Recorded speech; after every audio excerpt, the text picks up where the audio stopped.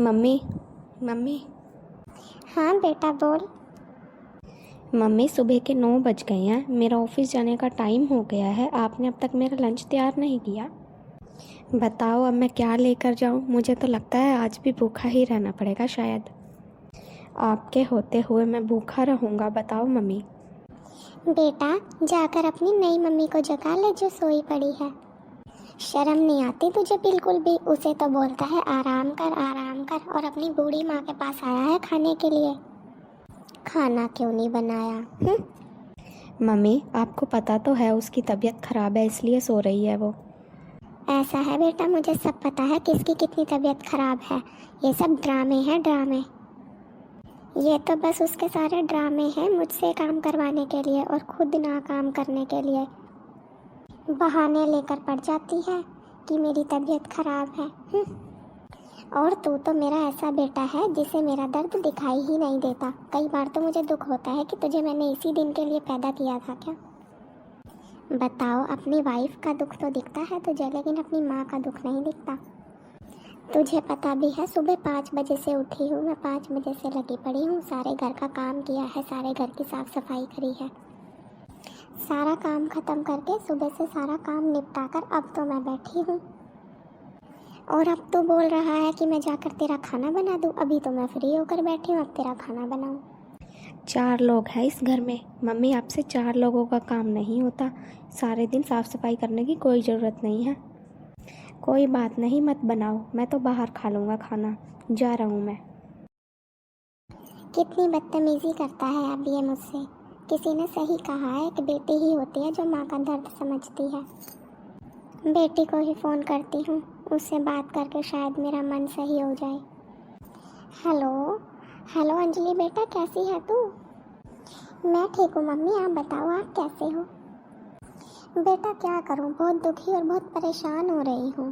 तेरा भाई मेरी एक नहीं सुनता। उल्टा जब देखो मेरे से जबान लड़ाता रहता है तेरा भाई। तेरा भाई तो उस चुड़ैल अपनी पत्नी की बात मानता है, मेरी तो एक भी बात नहीं मानता। तुझे पता है बेटा अभी मेरे साथ कितनी बदतमीजी करके गया है। ये चीज़ तो मैं सपने में भी नहीं सोच सकती थी कभी कि मेरा बेटा मेरी इतनी इंसल्ट करेगा अपनी शादी के बाद। अच्छा मम्मी, ऐसा क्या हो गया? भैया तो ऐसे नहीं थे। अरे बेटा तेरा भाई अब बदल गया है। तेरा भाई पहले वाला भाई नहीं रहा और ना ही पहले वाला बेटा रहा है। अब तो उसे बस तेरे भाई को अपनी वो चुड़ैल पत्नी ही दिखती है, उसके अलावा उसे घर में और कोई दिखाई नहीं देता। तेरी माँ की एक भी बात नहीं सुनता वो। और तुझे पता है अभी मुझे क्या बोल कर गया है? ये बोल कर गया है कि 4 लोगों का काम होता ही कितना है। सारे दिन अपनी बीवी को तो बेड पर लिटाकर आराम करवा रहा है और मुझसे जब देखो सारे दिन काम ही करवाता रहता है। कोई बात नहीं मम्मी, जब भैया शाम को घर आ जाएंगे ना तो मैं घर आती हूँ भैया से मिलने। वैसे मम्मी भाभी भी ऐसी नहीं है, लेकिन कोई नहीं, मैं शाम को आती हूँ ना, फिर आकर बात करती हूँ। ठीक है मम्मी? हाँ हाँ बेटा आ जा, तू आकर बात तो करनी पड़ेगी बेटा। अगर बात नहीं की तो फिर मुझे तो यह घर छोड़ना ही पड़ेगा, ये घर छोड़कर जाना ही पड़ेगा मुझे तो। वरना मैं तो इतनी दुखी हो गई हूँ, ये घर छोड़कर ही चली जाऊँगी। बुढ़ापे का मेरा शरीर है, मुझसे इतने काम नहीं होते बेटा। मम्मी, अरे अंजलि बेटा आ गई तू? आजा बेटा आजा। मम्मी आप तो सच में किचन में खड़े हो? इस टाइम क्या कर रहे हो? किचन में खाना बना रहे हो क्या? भाभी कहाँ है मम्मी? बेटा तेरी भाभी तो सोई पड़ी है अपने रूम में। मम्मी ये कोई सोने का टाइम थोड़ी है, शाम हो रही है। मम्मी भाभी की तबीयत तो ठीक है ना? देख बेटा अभी मैं खाना बनाऊंगी ना, तो खाना बना लूँगी तो उठकर फटाक से बैठ जाएगी। खाना खाने के टाइम पर तो भली चंगी हो जाती है और सारा दिन जब काम करना पड़ता है तो इसकी तबीयत खराब हो जाती है। जब दिखता है अब काम पड़ा है, अब काम करने का टाइम है, तो यह बीमार पड़ जाती है। मम्मी वैसे पहले तो नहीं थी भाभी ऐसी, अब हो गई है क्या?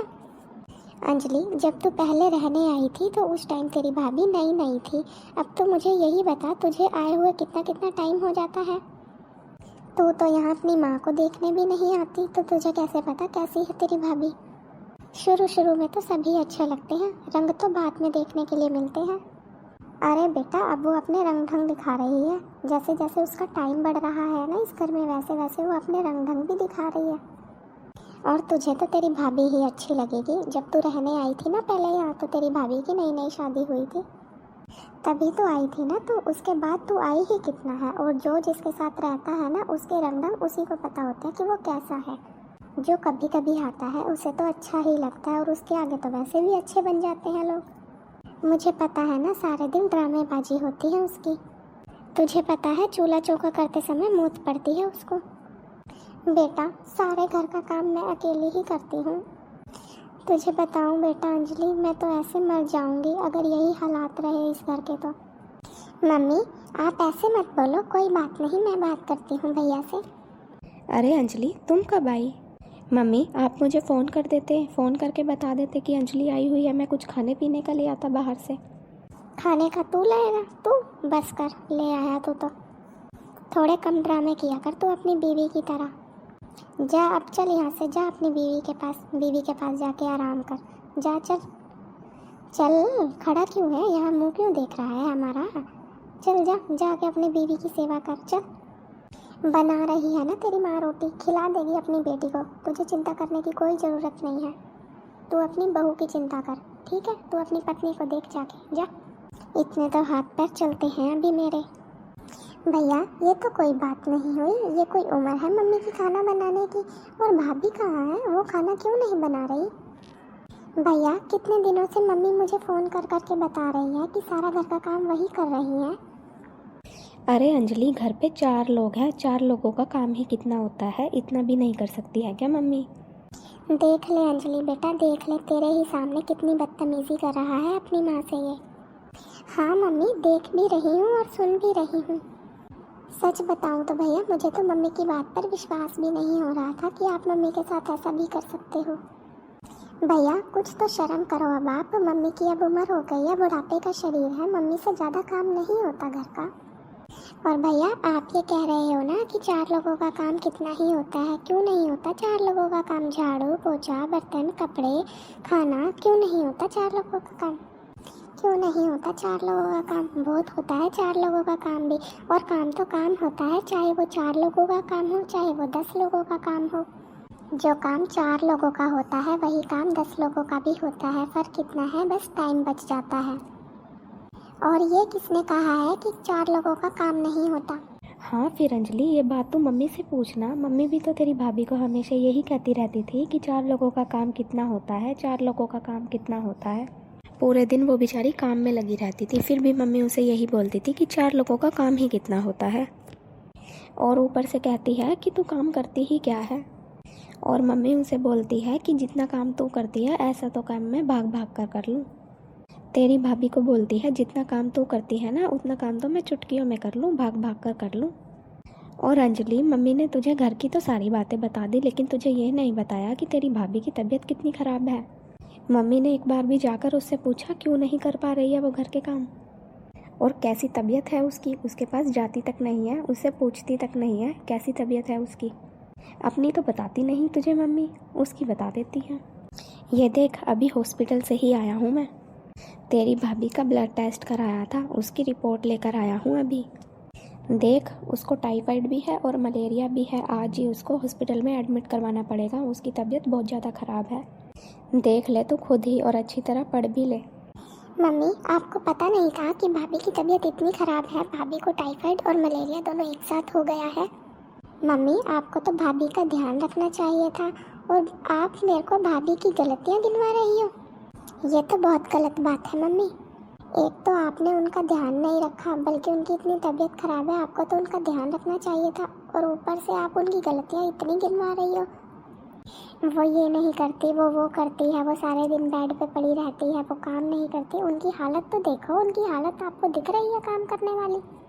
ये तो बहुत गलत बात है, आपको तो उनका ध्यान रखना चाहिए था। और ऊपर से आप उनसे झगड़ा कर रहे हो कि वो घर का काम क्यों नहीं कर रही है।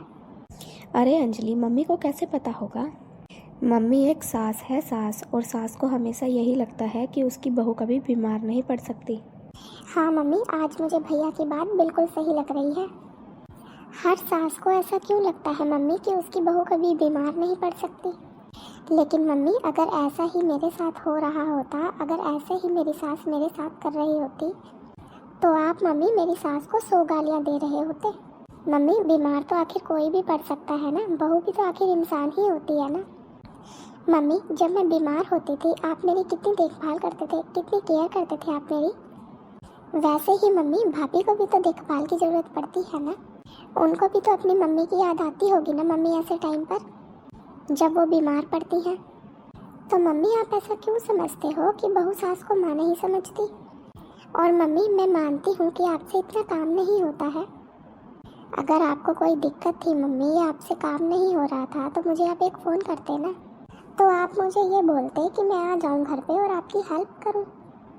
आपको तो फ़ोन करके ये कहना चाहिए था कि तेरी भाभी की तबीयत ख़राब है, तो मेरे पास कुछ दिनों के लिए आ जा बेटा। मेरे से काम नहीं होता तो मैं क्यों नहीं आती मम्मी, काम करने के लिए मैं आपकी हेल्प कराने के लिए ज़रूर आती। इसी बहाने मैं भाभी का पता लेने भी आ जाती। लेकिन आप तो भाभी की शिकायतें करते हो मुझसे फ़ोन करके। सच में मम्मी आपकी इन बातों के कारण मेरा मन बहुत दुखी है। आपकी इन्हीं सब बातों के कारण ही तो सास और ननद बहू और बेटों के नज़रों में गिर जाती हैं। अंजलि तू ये सब बातें छोड़, मैं आज ही तेरी भाभी को हॉस्पिटल में एडमिट करवा रहा हूँ। तू मेरे साथ चल और अगर तेरे पास टाइम हो तो कुछ दिन रुक जा यहाँ पर। मम्मी की भी थोड़ी हेल्प हो जाएगी और घर का भी माहौल थोड़ा ठीक हो जाएगा। ठीक है भैया, जब तक भाभी ठीक नहीं हो जाती मैं रुक जाती हूँ यहीं पर, क्योंकि भैया मम्मी से भी इतना काम नहीं होता है। मैं मम्मी की भी हेल्प करवा दूँगी और भाभी की भी देखभाल कर लूँगी मैं। ठीक है बहन। हेलो गाइस, कैसे हैं आप सब। आई होप आप सब अच्छे होंगे। आपको आज की हमारी ये स्टोरी कैसी लगी कमेंट बॉक्स में ज़रूर बताना। अगर स्टोरी अच्छी लगी हो तो स्टोरी को लाइक करना और चैनल को सब्सक्राइब करना बिल्कुल मत भूलना। हम आपके लिए ऐसी ही नई नई स्टोरी लाते रहेंगे। धन्यवाद।